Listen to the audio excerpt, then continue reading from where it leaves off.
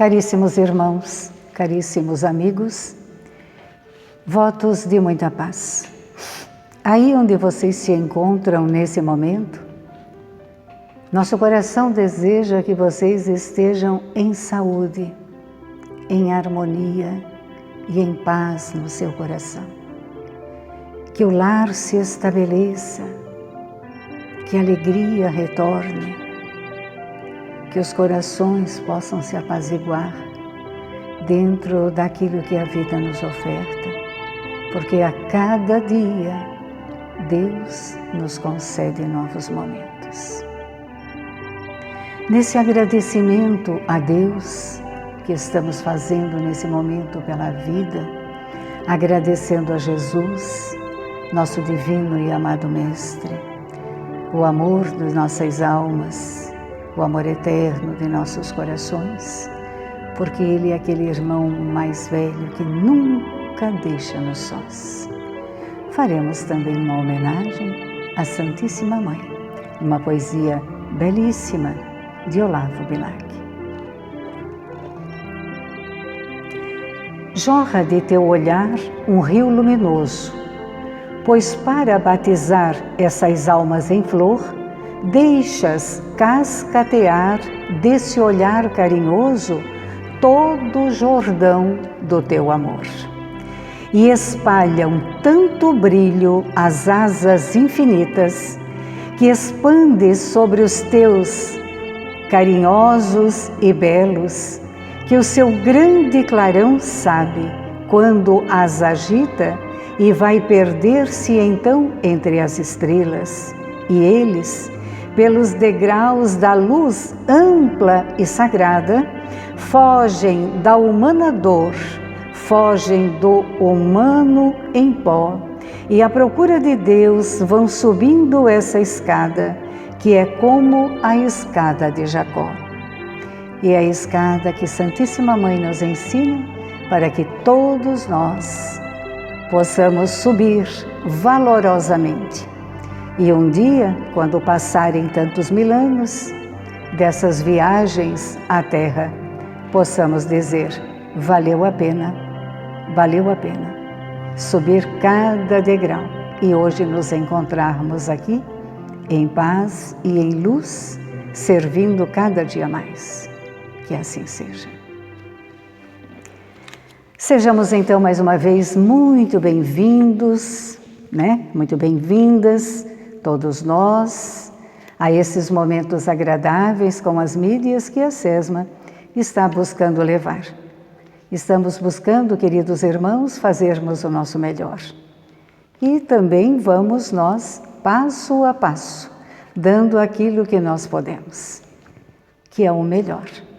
Esperamos de coração que todos tenham apreço por esses momentos. As mulheres que acompanhavam Jesus, do livro O Novo Testamento, tradução do Haroldo Dutra Dias. Então vamos falar aqui do capítulo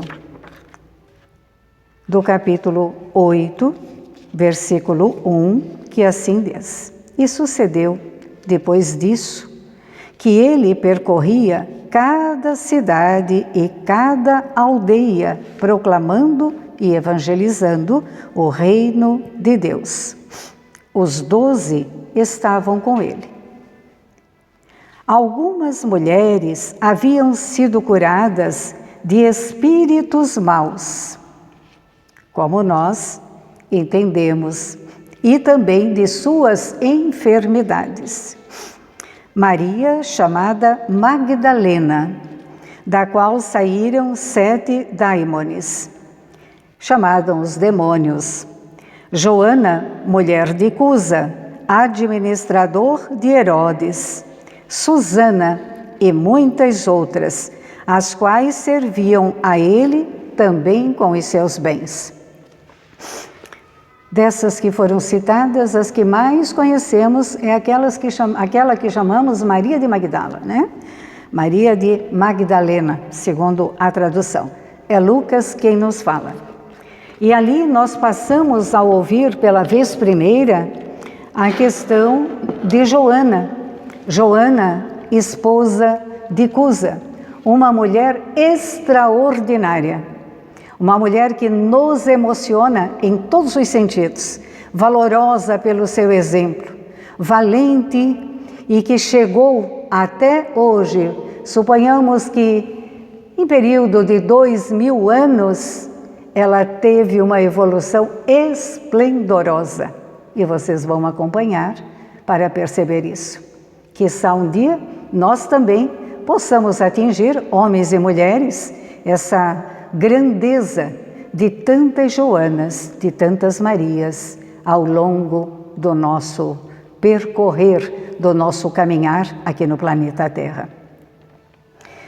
Então, entre a multidão que acompanhava Jesus, a pregação do lago, achava-se sempre uma mulher, junto às demais, que chamava-se Joana, uma mulher linda, uma mulher elegante, mas discreta, era de família abastada, foi criada com muita fortuna para aquela época, mas simples, muito bondosa no seu jeito de falar, no seu jeito de olhar. Pertencia à alta casta de Cafarnaum. Quando ela descobriu que havia um jovem nazareno, que pregava o amor, aquilo foi ao encontro do seu coração. E Joana teve um interesse apaixonante por aquele homem e foi buscá-lo. E nessa busca, ela teve uma conversa com Jesus, uma conversa muito amorosa.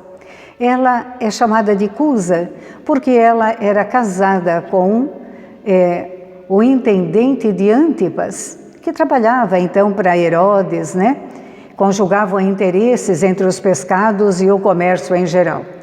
Joana já possuía uma fé num Deus único. Ela possuía essa fé. Ela não rendia votos para os judeus, para a crença judaica, nem para os romanos, que adoravam deuses de barro, de ouro, de todas as formas, como seu marido fazia. Mas ela começou então, na medida que ouviu Jesus a primeira vez, todas aquelas palavras caíram em seu coração. E ela então, por uns tempos, não um período grande, passou a segui-lo. Junto com Magdalena, junto com a nossa irmã Susana e tantas outras. Essas mulheres citadas, que diz Lucas no seu Evangelho, que elas auxiliavam Jesus com as moedas, é verdade, porque todas elas possuíam valores. Maria de Magdala, por exemplo, quando ela abandonou a vida que tinha, ela distribuiu parte do que ela tinha aos pobres, deu aos seus criados para eles distribuir. E distribuiu parte à Boa Nova, à causa, que quem cuidava disso na época era Pedro, depois passou para Judas, ou Iscariotes. Então era assim que era administrado. Jesus mesmo nunca pegou em dinheiro, nunca administrou a finança ou a moeda romana ou qualquer outra moeda. Susana também era uma mulher rica. E também doava das suas moedas para as pessoas. Isso é importante, nesse caso, para a Boa Nova. Então, nesse momento, ela considerou os últimos dissabores. Ela não era feliz com o esposo. Ela tinha muitos problemas, porque ela pensava na luz, ela pensava no sol, ele pensava na noite. Ela pensava em recepções amigáveis, com amigas verdadeiras e sinceras. Ele gostava das luxúrias, das casas dos prazeres, gastava muito dinheiro, verdadeiras fortunas, parte que vinha de sua própria fortuna, onde ele usurpou por muito o Cusa. Então isso foi trazendo ela um desgosto e ela manteve uma conversa com Jesus. Ela foi a primeira mulher que teve um verdadeiro atendimento fraterno com Cristo. Quem de nós não quer ter um atendimento fraterno com Jesus de Nazaré? Eu estou na fila e estou me preparando para isso um dia, de verdade. Então, o esposo, quando ela começava a falar de Jesus, das suas palavras, não tolerava, na verdade não suportava, impedia que ela continuasse a falar. Não queria, não era interessante para ele que ela falasse de tais coisas, porque ele predominava para as outras coisas. Eu lembrei-me que quando as pessoas muitas vezes vêm à nossa casa buscar um atendimento fraterno e vêm conversar conosco como atendentes, representantes da doutrina, representantes do Evangelho do Cristo, muitas vezes, quando diante do quadro que o feminino normalmente nos traz, nos passa de leve um pensamento, porque já tentaram de tudo para sobreviver o casamento, desde que você não seja ferido fisicamente e nem moralmente. Nós temos que tentar nos reabastecermos de forças para levarmos avante enquanto dá, né? Mas Jesus foi tão perfeito, porque ele era o Cristo, né? Então ele foi perfeito nas orientações, né? Ouvimos muitas conversas de pessoas entre si, ouvimos muitas leituras nas mídias, que qualquer desentendimento, qualquer briga, qualquer senão, às vezes tão pequeno, na relação conjugal, na relação íntima, homem e mulher, que formam um lar, que o amigo ou a amiga, a primeira coisa que manda é separar. É tão simples, casa separa. Na verdade, não é para todo sempre, mas é para dentro de uma respeitabilidade. E isso Jesus fez-nos pensar, porque ele não aceitou a proposta de Joana. A proposta de Joana era separar-se de Cusa, pegar parte do seu dote, ela não tinha filhos até então, pegar parte do seu dote e ir com Jesus. Ela queria ser uma discípula de Jesus, assim como foi Maria de Magdala, ou Maria Madalena, como chamam. E Jesus não aceitou. Ela confessou seus gostos, suas tristezas, ela chorou, falou das divergências religiosas. Jesus, calmo, tranquilo e santificado como é, ouviu tudo o que ela tinha a falar. E depois, tranquilamente, disse: Joana, só há um Deus, Joana. Só há um Deus que é nosso Pai. Tudo que o seu esposo faz, ou que as outras pessoas fazem, como adorações, tudo isso, eles são atavismos que as pessoas trazem dentro do seu coração. São manchas das suas próprias almas que não conseguem aceitar um Deus real. Certas manifestações do mundo são, na verdade, Joana, vícios populares e que as pessoas colocam ao exterior e que foram crescendo ao longo do tempo. E você deve lembrar que todos os templos da terra são de pedra. Isso é muito importante. Todos são de pedra. Mas eu não venho em nome desse templo. Olha que interessante. Eu venho em nome de Deus. E o que vem de Deus é eterno e nunca passa. Então, entre o sincero discípulo do Evangelho, relatado pelos Espíritos, e os erros milenares do mundo, começa a travar-se, diz ele, um combate sem sangue, que é da redenção espiritual. Esta conversa tem mais de 2000 anos. Olhamos hoje o nosso momento. Me vejo muito nessa condição, que nós estamos travando um combate sem sangue, um combate da redenção espiritual. Porque falamos muito em nova era. Falamos muito que em 2020 entraríamos em nova era, em novos momentos, em regeneração. Na verdade, isso já começou há muito tempo. Mas nós precisamos ter, entre aspas, uma data limite para as coisas, para apressarmos os nossos passos. Porque senão nós ficamos sempre naquele sentimento e não damos sequência no nosso caminhar, na nossa evolução. E ele continua dizendo: teu esposo não te compreende a alma sensível? Ele lhe faz uma pergunta. Compreender-te-á, ele disse um dia. Ele é leviano e indiferente? Não te preocupe, é por isso que Deus te colocou lá. Olha que impressionante.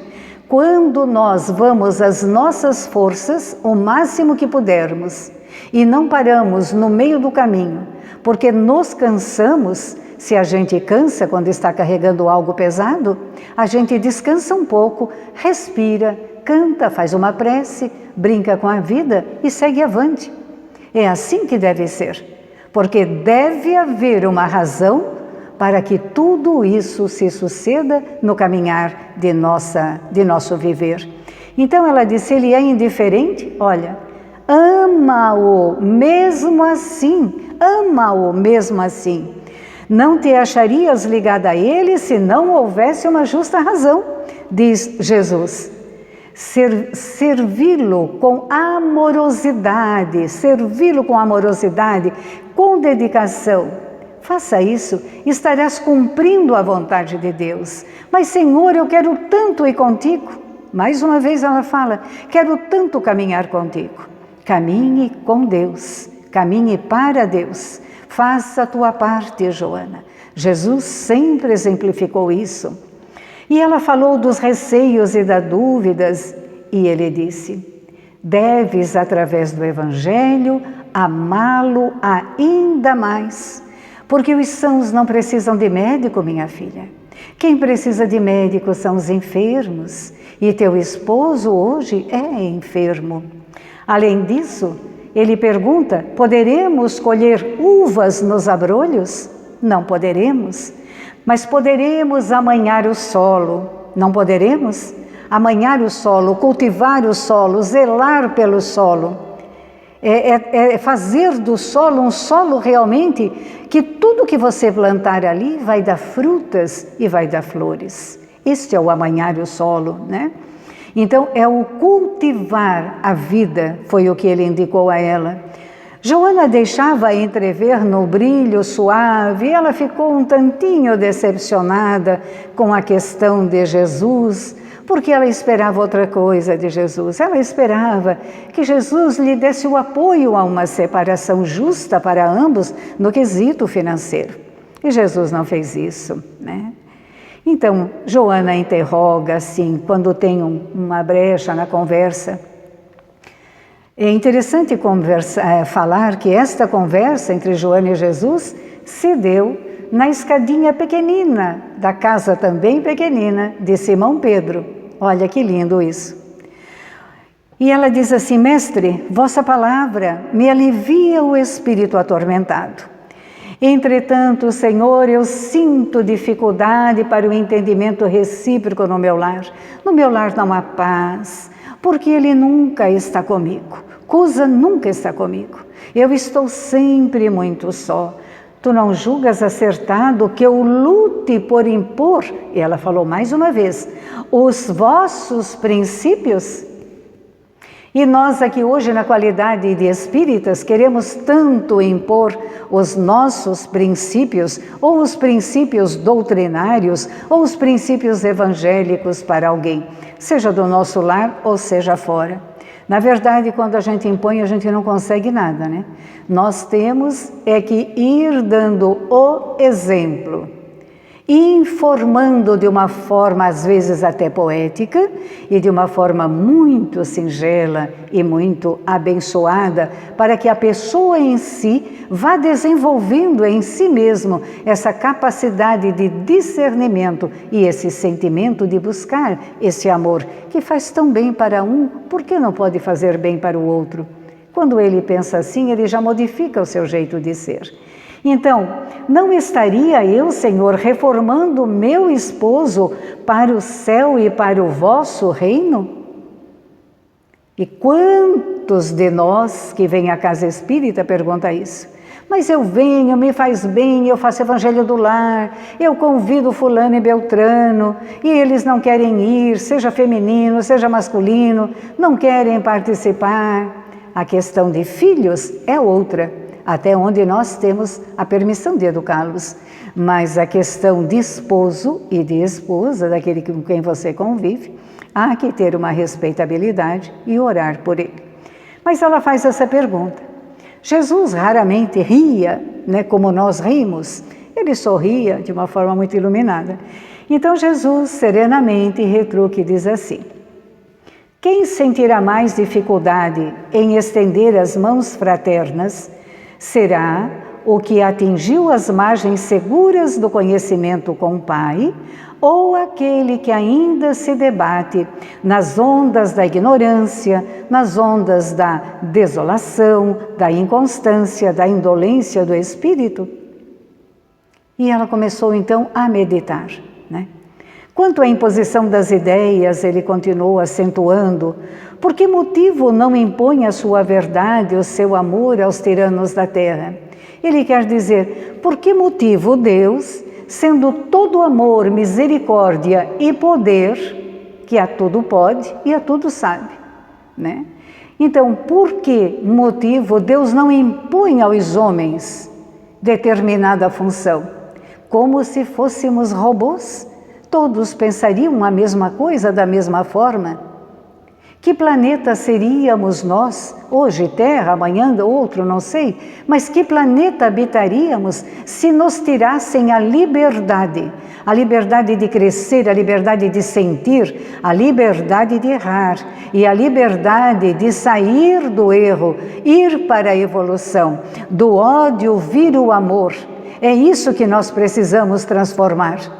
Nós precisamos transformar o ódio arcaico do tempo no amor do amanhã, no amor que precisamos, na transformação do ser. E é isso que ele disse. Mas Joana, Deus é todo poder e misericórdia, e Ele não manda, entre aspas, um raio para que afete as pessoas, para que as pessoas pensem do jeito que nós hoje achamos ser o correto.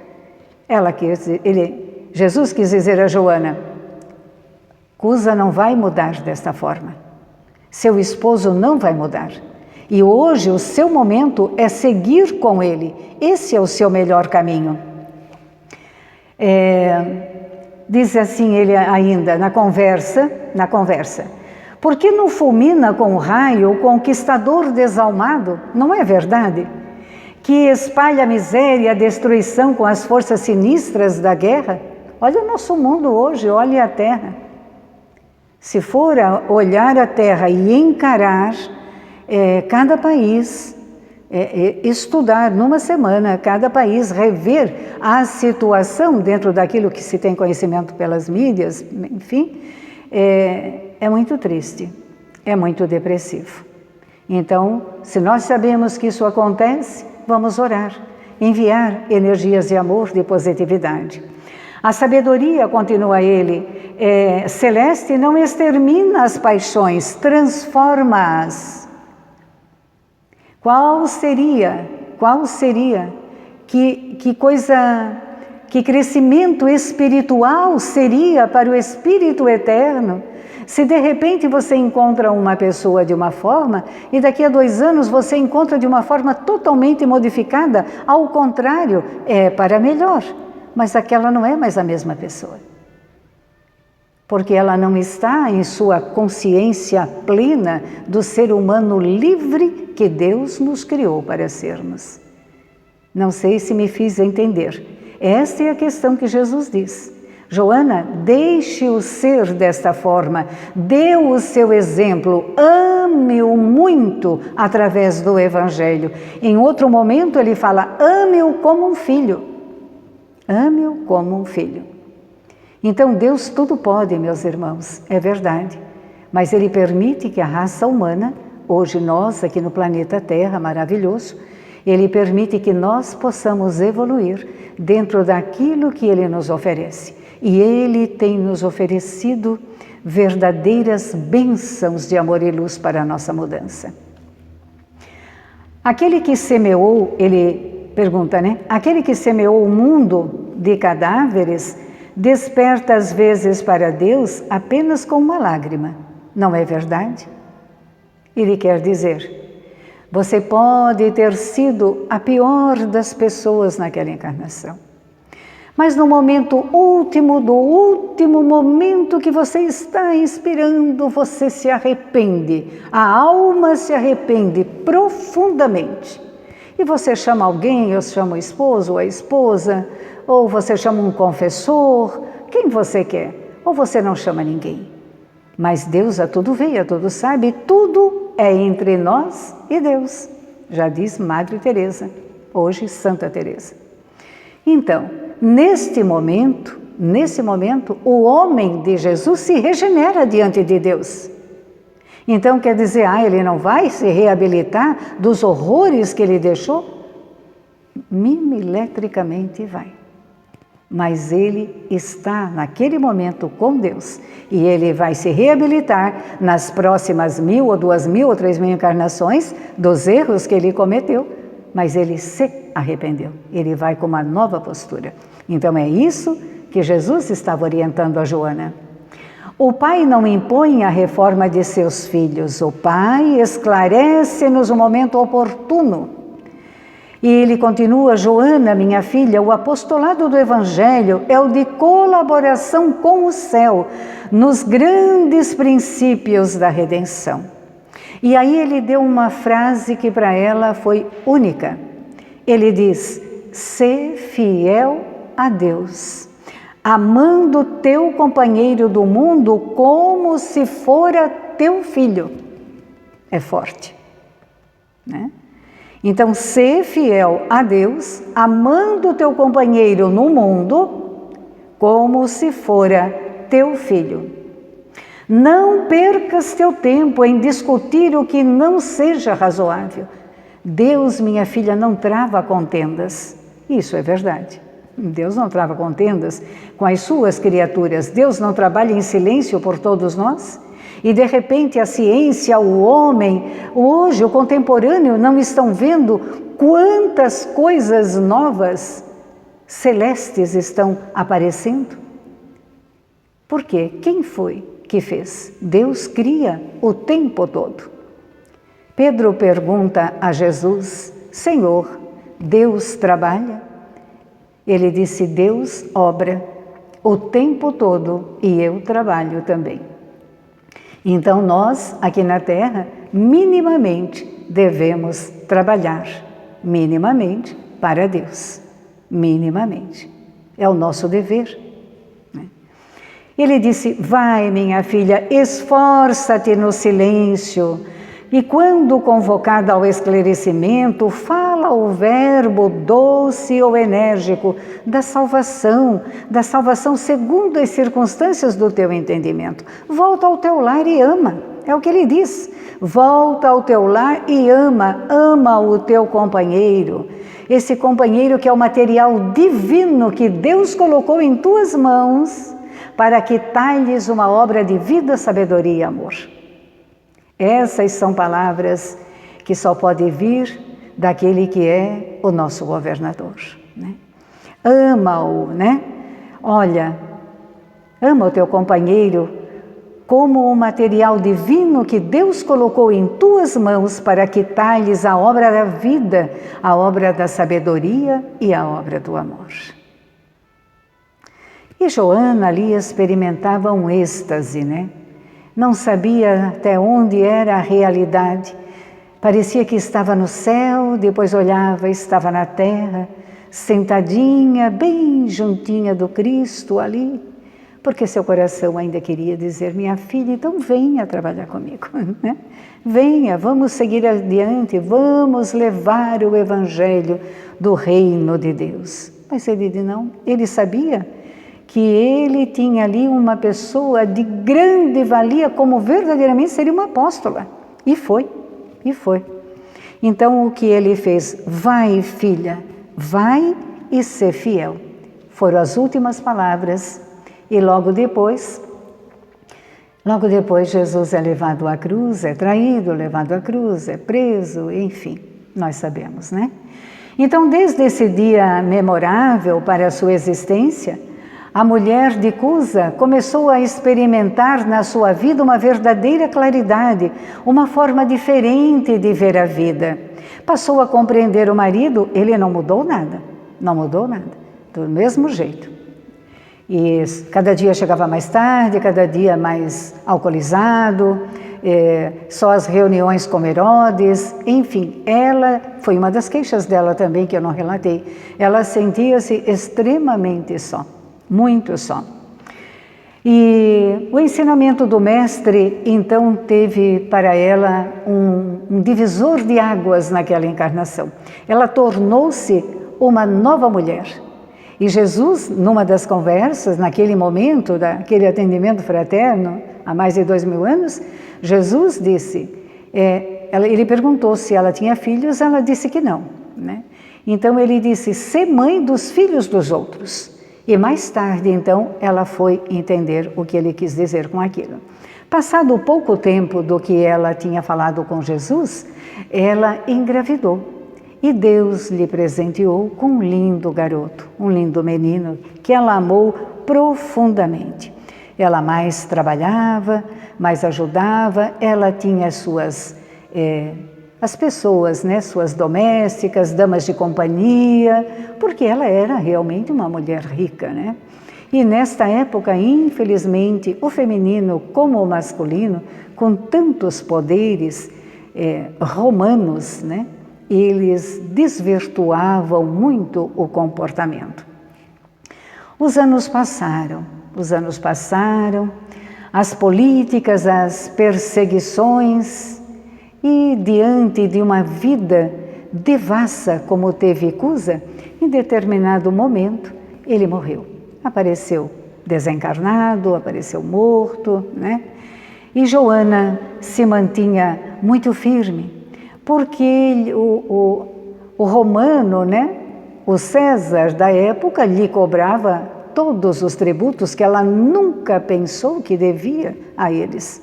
E ela, na verdade, perdeu tudo. Ela ficou absolutamente na miséria. Ela ficou com um filho pequeno, né, já criado, saído dos primeiros anos, mas com um filho pequeno para criar.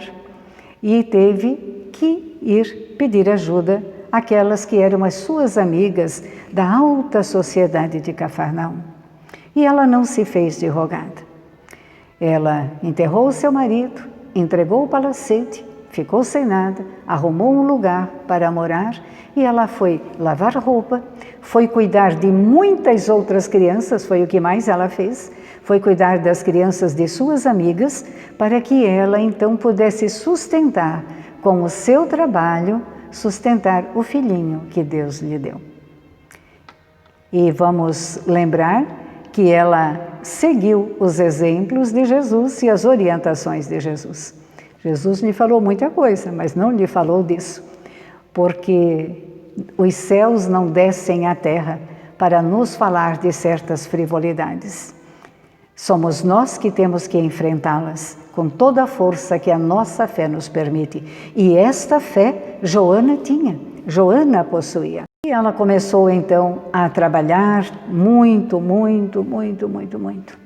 Algumas amigas tinham muito respeito por ela e lhe chamavam, né? Os espíritos dizem, né? Muitas amigas lhe chamavam para cuidar da casa, para ajudar no que podia, cuidar dos filhos. A questão da lavar roupa foi uma questão menor, ela ficou mais nas prendas domésticas, enfim.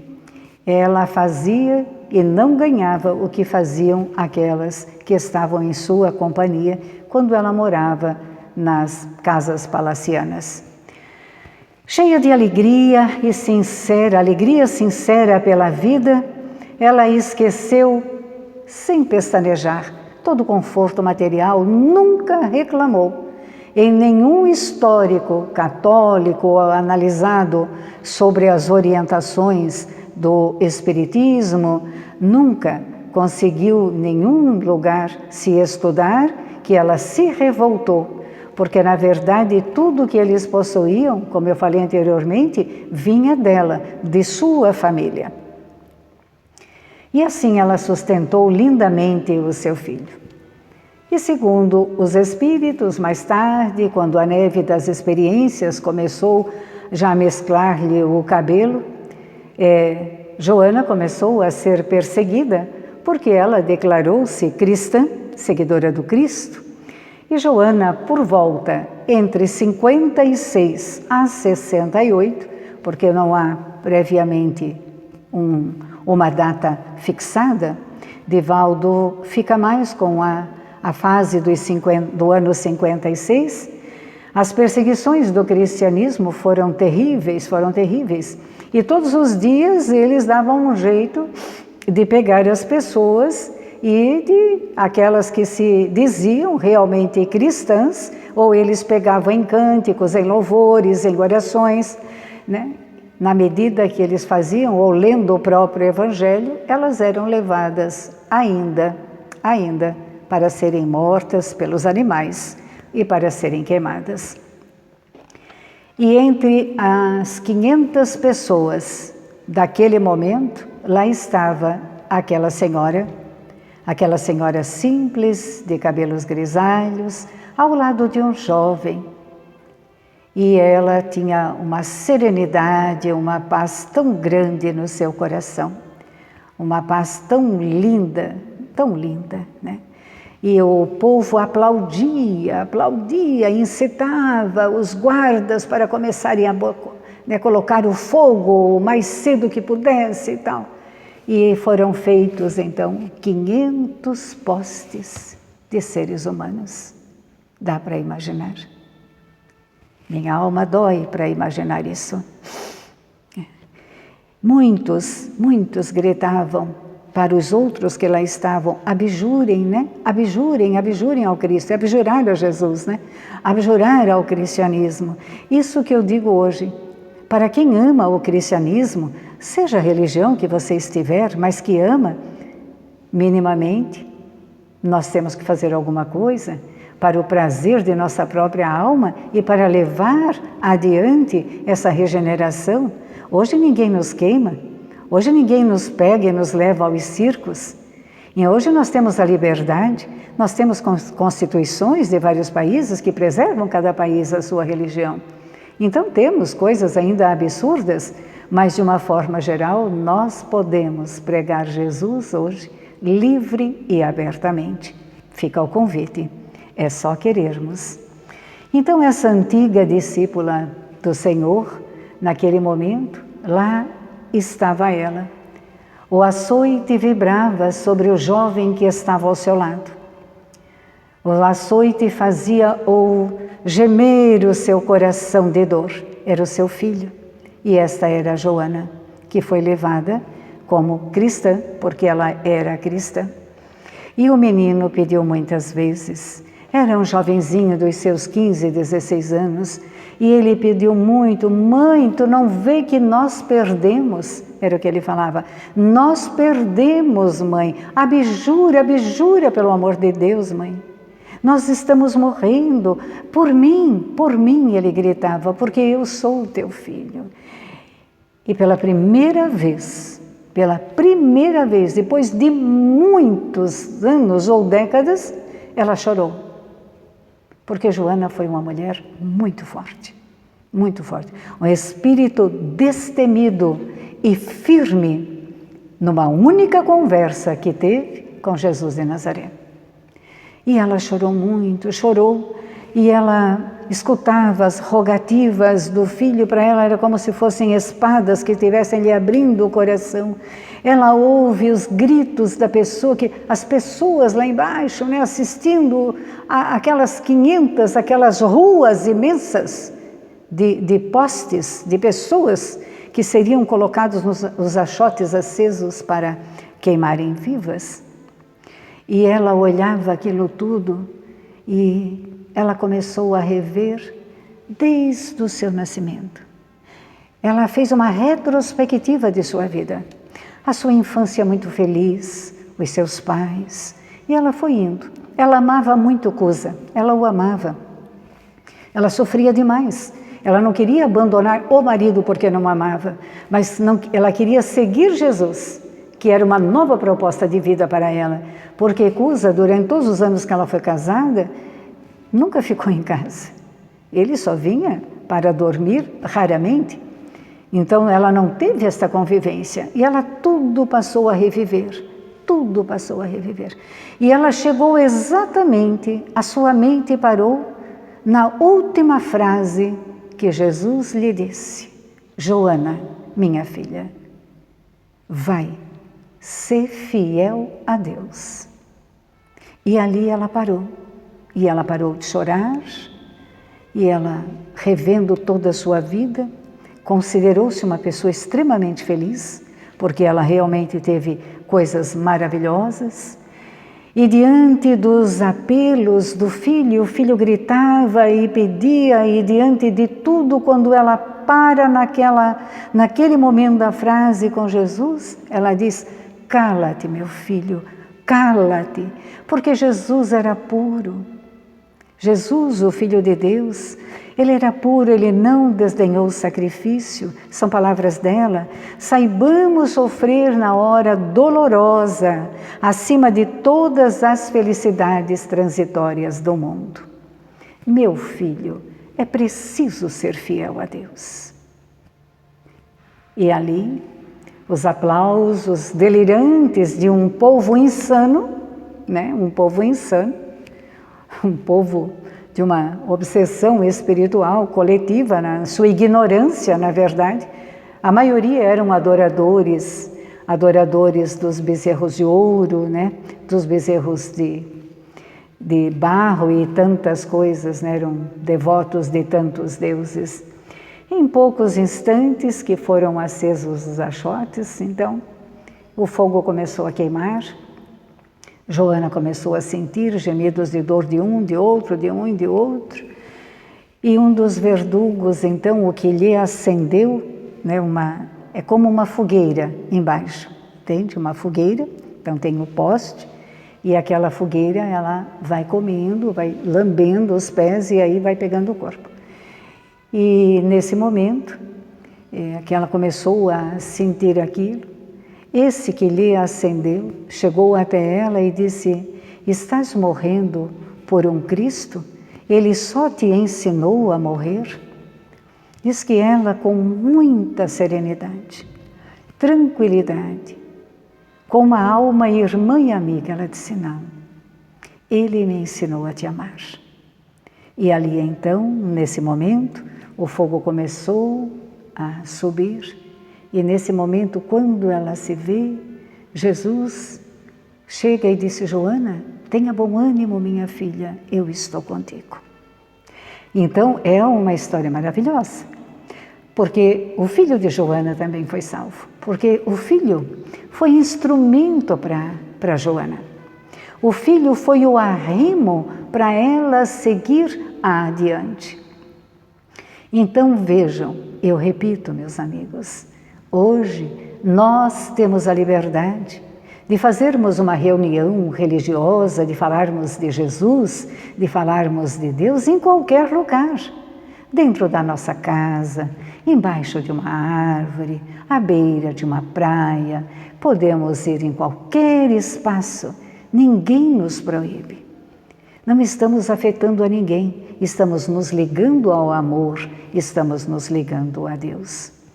Quando falei inicialmente que Joana foi uma apóstola, ela continua sendo. Joana teve muitas encarnações. Depois de Cusa, depois de Cafarnaum, ela teve muitas encarnações. Mas aqui vamos apenas citar como texto, né, de abrilhantar. Joana encarnou no ano de 1700 e alguma coisa com Francisco de Assis. Então ela é na Igreja Católica Santa Clara. Existem muitas histórias de Santa Clara, mas Santa Clara também, assim, rapidamente, ela era uma jovem muito rica, da mesma forma que foi Francisco. Foi criado com bastante poder, bastante riqueza. E também após Francisco sair, deixar os pais e deixar suas roupas e seus bens literalmente nu, Joana entrega-se também. Então ela teve essa experiência, contada a Divaldo Franco por ela mesma, quando visitaram Assis. Depois nós tivemos Joana de Soror, que foi uma grande poetisa, foi uma grande abadesa. Depois nós tivemos a outra Joana, de Angélica. Joana Angélica foi aqui na Bahia, no nosso país, e ela foi se resguardar dos soldados que queriam invadir para abusar das freiras que estavam sob o seu comando. Então ela postou-se, né, à frente, abriu os braços e não permitiu que eles entrassem. Eram todas meninas muito jovens. Então ela é morta por uma baioneta e, nesse momento, foram as cortes portuguesas, os soldados portugueses, um deles que a matou.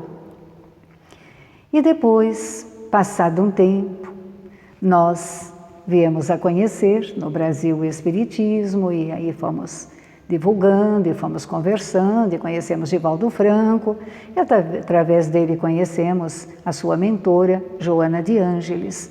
Então, Joana, essas são todas Joanas, Joanas de Deus, que trazem o amor, a liberdade, extremamente culta,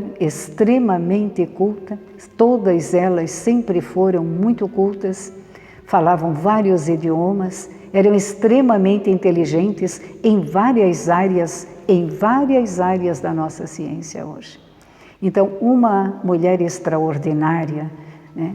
Um espírito extraordinário que nos traz a luz, nos traz o esclarecimento, nos traz a fé. Olhando para Cusa, para Joana de Cusa, há 2000 anos, que foi junto com Susana, com Maria de Magdala, para levar óleo para untar o corpo de Jesus, como era de hábito. E como diz Lucas, em lá chegando, não encontraram ninguém. Então, a partir daquele momento, e quando ela teve a entrevista com Jesus, que Jesus falou a ela, volta, ama teu marido, como tu amas o teu filho, sê fiel a Deus. Aquela era a proposta. Então fica para nós, o que é ser fiel a Deus? O que é que nós estamos fazendo para ser fiel a Deus? Eu penso que estamos vivendo, cada um, na nossa vida, no nosso lar, enfrentando os nossos problemas, enfrentando as nossas dificuldades, buscando estarmos ligados com o mensageiro celeste, buscando orar dentro da nossa casa, buscando ter boas leituras e não nos percamos muito nas futilidades da vida, porque temporariamente é a nossa passagem aqui na Terra. Isso é inexorável, não tem o que discutir para cada um de nós. Nascemos, morremos, mas neste tempo, qual a bagagem que nós vamos levar? Observemos a nossa luta diária e constante pelo ter. Observemos, ter um conforto é uma coisa, ter vários confortos, vários, não teremos tempo para minimamente olhar que um dia nós vamos deixar este corpo que Deus nos presenteou. E que maravilha, meus irmãos, que é a vida, que maravilha que é a vida, quando nós fazemos e damos o aproveitamento do nosso viver. E foi isso que todas as Joanas fizeram, deram um aproveitamento. Que Deus nos abençoe. Desejo que tenham muita paz nos lares, muita paz em seus corações, que as Joanas relatadas, começando pela de Cusa, elas encham o nosso coração de esperança, nosso coração de alegria, nosso coração de força e de bom ânimo, para cada dia, cada um de nós, onde estivermos, vencermos o mal daquele dia. Muita paz a todos.